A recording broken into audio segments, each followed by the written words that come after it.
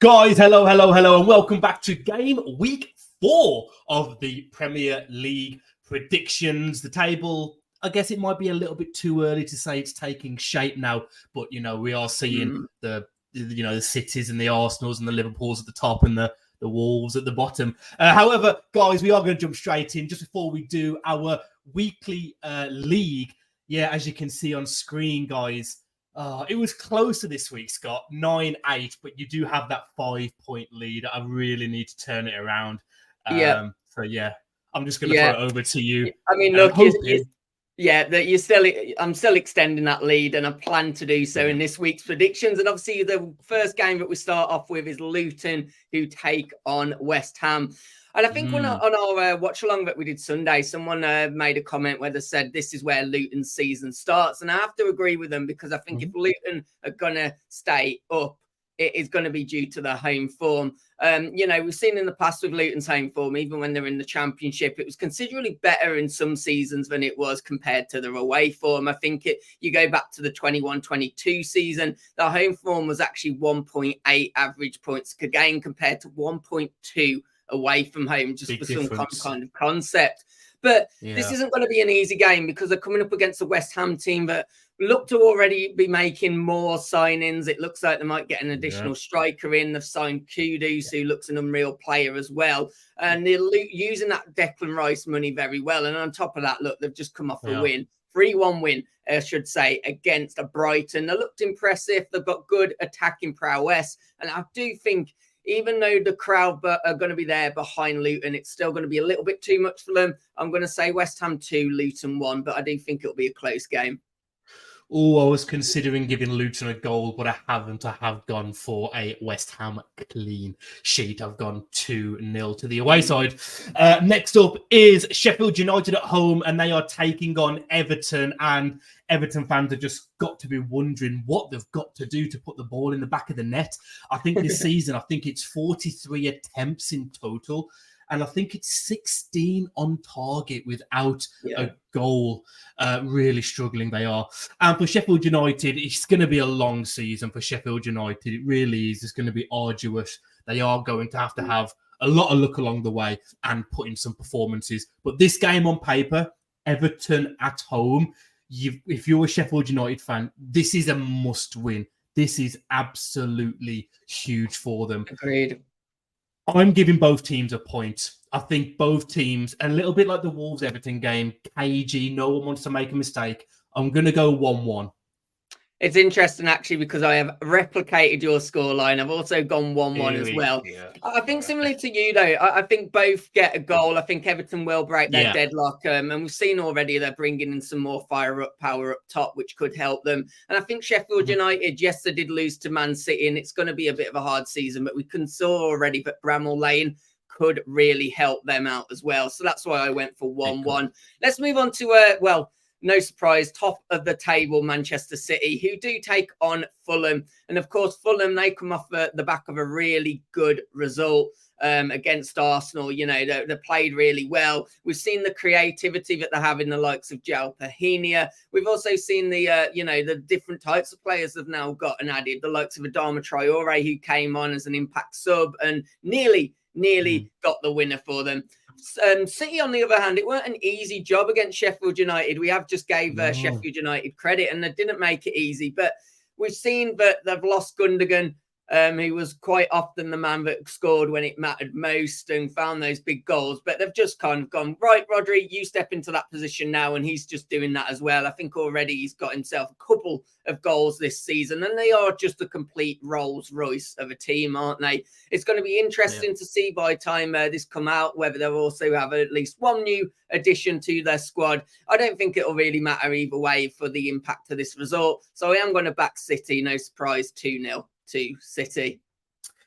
I've gone one better. I've just gone 3-0. I think Pep would have given them a kick in the backside, because I think if Haaland puts that penalty away, let's say they go 2-0 up, I think then the floodgates start to open. So I've gone 3-0 to City. I think this is a bounce back game for them.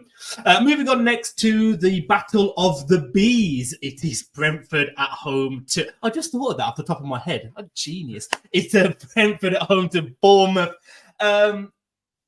I think both of these teams are going to be okay this season. I think Bournemouth do it again. I think they stay up. I've seen almost enough from them to say I could see them picking up victories. However, I don't this weekend. I just think Brentford are going to have a little bit too much for them. I've gone for a 2-1 home win. However, Bournemouth, I think you'll be okay. Yeah, I think it's one of them.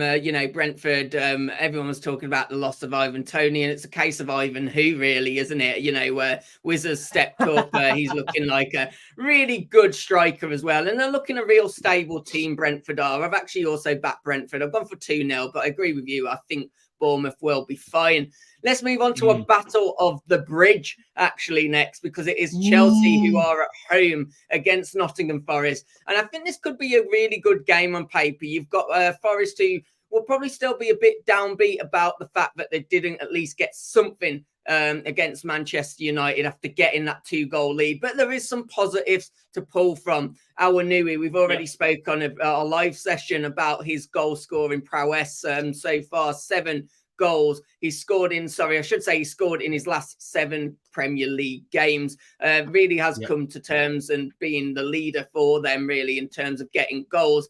But Chelsea looked different to me against Luton Town, and that's the only caveat. It was against Luton Town, but Raheem the Dream, he looks spectacular. He looks back to his best. Nicholas Jackson as well. I like the look of him and how he's also playing and partnering up well and starting to really build that connection with Sterling. And you've also got to shout out Gusto, who's come in for Reece James, and I thought looked really good. And of course, also got off an assist himself. I think because of that, and especially with it being at the bridge, I'm going to back Chelsea, and I'm going to actually go 3-1 to Chelsea in this one. Might be a bit harsh on Forest, but I just have a feeling. I think Chelsea are going to play. Yeah, they're going to do well. Well, we've got a 2-goal differential between the score lines. You've gone 3-1. I'm going 2-0. Yes, it was only Luton, but Luton, I believe, did only have 1 shot on target, if I'm not mistaken, if my memory serves me well. I think they had 11 attempts, Luton, and 1 on target. So Chelsea, they kept him at the bay. It's just whether Awanui gets 8 games in a row scoring. Does he get 8 goals in 8 games? I was tempted to give Forest a goal, but I think Chelsea would have taken a lot of confidence from that result. So I've gone 2-0, and you went 3-1, if I'm not mistaken. Let's move on to Brighton, who, of course, a bit of a humbling at the weekend against West Ham, and it doesn't get any easier for them because they're going to take on a Newcastle side who they are going to have to bounce back. That was embarrassing, what happened to them on Sunday. To be 1-0 up and Virgil van Dijk gets sent off very early in the second half, for them to not win that game 3 or 4-0. I mean, again, Liverpool, unbelievable comeback, and they stayed in the game, but Newcastle will be absolutely gutted about that. However, so will Brighton after that embarrassing defeat as well. So both of these teams have got a point to prove. I think they share the spoils. I've gone for a 1-1. I'm going to say an entertaining 1-1 at that. Yeah, I think I'll replicate everything you just said, actually. I think this is 2 teams that have got something to prove after the last goal resort. And I also replicate your fact of saying this is going to be a game that's going to be a very good one. Wouldn't surprise me if it's one of the first on match of the day, actually. And I've actually gone for, you've gone 1-1. I've backed you on that result as a draw, but I'm saying 2-2. I think there'll be more goals. I fancy them really just to go out at each other and really show their attacking prowess. Guys, let's move on to the last game, I should say, of Saturday's games, which is Burnley, who take on Spurs. This is kind of set up for a good game, this is actually. You've got Burnley, who, took a bit of a beating in some ways against Aston Villa. But I think having watched the game, there was a point where at one stage they could have got that back to 2-2. They really could have. But unfortunately, Villa then did go and finish them off. But it is at Turf Moor. Unfortunate thing that happened after the game. Obviously, Burnley fans, the majority will not be proud of it with Aston Villa's coach getting smashed up. But looking at the game, Burnley will be hoping to give a bit of a smash into Spurs. Sadly, this is a new look Spurs team. This is not a Spursy Spurs anymore for me. I keep on banging on about this guy. I love Ange Postecoglou. I think he's a really good manager, and he's exactly what Spurs have needed. And if anyone's going to make Spursy, not Spursy, it is going to be this bloke. I think they continue with their good form. I think they need a striker. It's going to be interesting to see if they get one during this last week of the transfer window. But I think regardless, to get the job done, it's going to be a narrow win, but I've gone 2-1 Spurs. I echo the result, but I've gone 3-1 Spurs. I like what I'm seeing. I really Spurs. For me, the biggest ridicule of Spurs, maybe on YouTube, apart from Arsenal fans. But one thing I did take into consideration was Burnley at home against Villa conceded 3. Opening game against Man City conceded 3. So I've just followed the trend and I've gone Spurs 3, Burnley 1. Let's move on to Villa, who are away at Anfield. And obviously we spoke about the Newcastle game and how much Newcastle need to bounce back. The confidence at that Liverpool side. I mean, can you imagine them in the dressing room after that game? We saw what happened with Tyndall and Klopp. That was unbelievable. Poetry on the touchline.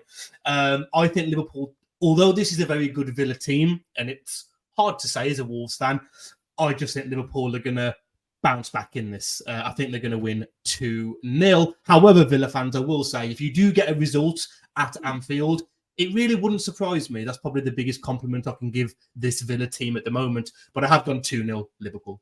Yeah, I replicate what you say in terms of the fact that Villa, for me, have had an absolutely fantastic window. They really have. That Diaby looks one hell of a player. Really exciting to watch. And that pains me to say that as a Wolves fan. But it's a true Villa look a delight to watch. Having said that, like you said, big last-minute winner for Liverpool. And how big is that going to be for the still young Darwin Núñez, obviously to be the hero there as well.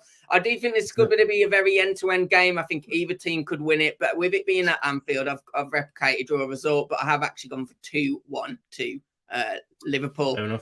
Let's move on to Wolves, who take on Crystal Palace now. And obviously Crystal Palace being the home team, I think there's going to be a really close game between the two teams. And it's also going to be really interesting to see what kind of lineup actually comes out for Wolves, more importantly than Palace. I think Palace, maybe the majority of their business is done. Wolves just don't know with everything that's happening at the moment. There's a lot that could happen. But I think it's going to be interesting. I really do, because Palace will be hungry to get a result. Or they'll be hungry to get a win. And I think this could be a very close, cagey game. I don't think this is going to be a first on the match of the day. I really don't. I think there might be 1-2 goals in this. It could go either way. I've just gone straight down the middle. I've gone 1-1. That's exactly what I've gone for. Just because I don't think either side are great, and I think they just cancel each other out. I've gone 1-1 as well. It's definitely not going to be first on match of the day. Last but not least, it is the heavyweight clash of the weekend, and it is Arsenal at home to United. This is a tricky one. If Arsenal would have won at the weekend, I'd have given them a comfortable victory, because the way United are, should have lost to Wolves. And then, of course, what happened and lost to Spurs. And then what happened at the weekend, and more VAR controversy at Old Trafford. Surprise, surprise. I think I'm just going to edge it to Arsenal. I think United are going to struggle. I think Onana is very nervous in goal. The midfield needs work. Going away to the Emirates, the crowd is going to be boisterous. I'm just going to give it Arsenal, because I think they've got the better bench. I think they can bring on players like Jesus, who's on the bench again for the first time last week. They can bring him on if Nketiah is playing, or vice versa. They've got Martinelli, they've got Saka, they've got Trossard, they've got so much talent. Emile Smith-Rowe hasn't played either. They've got talent. Yeah. I'm going to give it Arsenal 2-1. Yeah, this is going to be an interesting game. As you say, I think both need to solve the midfields. The difference is with Arteta, he's got the ability to do that within his squad. He really has. And for me, the difference of this game is just whether I trust Arteta to actually get it right. He just needs to go back to basics. Play Gabriel at centre-back. Play White at right back, play Partey as the CDM, allow Rice to get further on up the pitch with Odegaard, and obviously either return Nketiah or Jesus. If Jesus isn't ready, start Nketiah. None of these false striker rubbish that he tried last weekend. I think he does all that. I'm going to give it to Arsenal. I'm going to agree that United score, but I'm actually going to go for a bit more of a healthy win, 3-1 to Arsenal. Big result. Guys, do us a favour, hit that like button. We didn't ask you at the start. We should have done. But hit that like and subscribe button. And yeah, hopefully we'll see you back for next week's predictions. Take care. Goodbye.